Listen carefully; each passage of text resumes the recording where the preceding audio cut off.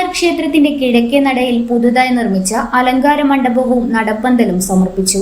Guruvayur Devaswom chairman doctor VK. Vijayan സമർപ്പണം നിർവഹിച്ചു.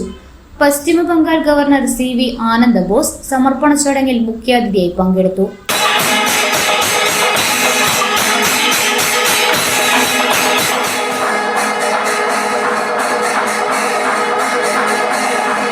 കേരളീയ വാസ്തുശൈലിയുടെ അനുപമ സൗന്ദര്യത്തിന് ഉദാഹരണമാണ് പുതിയ അലങ്കാര ഗോപുരവും നടപ്പന്തലും.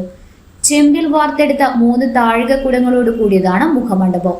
ഈ താഴികക്കുടങ്ങൾക്ക് 5.5 അടി ഉയരമുണ്ട്.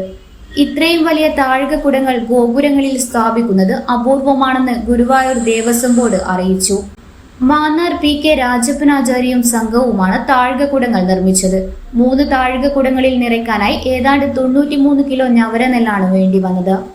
മുഖമണ്ഡപത്തിന് താഴെത്തട്ടിൽ ആഞ്ഞിലിമരത്തിൽ അഷ്ടദിക്പാലകർ, ബ്രഹ്മാവ്, വ്യാളി രൂപങ്ങൾ എന്നിവ മനോഹരമായി കൊത്തിയെടുത്തിട്ടുണ്ട്. മുഖമണ്ഡപത്തിന്റെ തൂണുകളിൽ ചതുർബാഹുരൂപത്തിലുള്ള ഗുരുവായൂരപ്പൻ, വെണ്ണക്കണ്ണൻ, ദ്വാരപാലകർ എന്നിവരുടെ ശില്പങ്ങളും കാണാം. കിഴക്കേ നടയിൽ സത്രപ്പടി മുതൽ അപ്സര ജംഗ്ഷൻ വരെ നീളുന്നതാണ് മുഖമണ്ഡപത്തിന് അനുബന്ധമായി വരുന്ന നടപ്പന്തൽ. നടപ്പന്തലിന്റെ ഓരോ തൂണിനും ദശാവതാരങ്ങളും കൃഷ്ണശില്പങ്ങളുമുണ്ട്. ക്ഷേത്രം തന്ത്രി ബ്രഹ്മശ്രീ പി.സി. ദിനേശൻ നമ്പൂതിരിപ്പാട്, ദേവസ്വം ഭരണസമിതി അംഗങ്ങളായ മല്ലിശ്ശേരി പരമേശ്വരൻ നമ്പൂതിരിപ്പാട്, കെ.പി. വിശ്വനാഥൻ, വി.ജി. രവീന്ദ്രൻ, ക്ഷേത്രം അഡ്മിനിസ്ട്രേറ്റർ കെ.പി. വിനയൻ എന്നിവർ ചടങ്ങിൽ പങ്കെടുത്തു. അലങ്കാര മണ്ഡപം വഴിപാടായി സമർപ്പിച്ച വിഘ്നേഷ് വിജയകുമാറിനെയും ശില്പി എള്ളവള്ളി നന്ദനെയും ഗുരുവായൂർ ദേവസ്വം ആദരിച്ചു.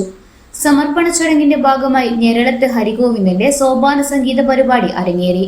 100-ലേറെ വാദ്യകലാകാരന്മാർ അണിനിരന്ന സ്പെഷ്യൽ തായമ്പക മേളവും നടന്നു. ഇന്നറിയാൻ കണ്ണൂർ.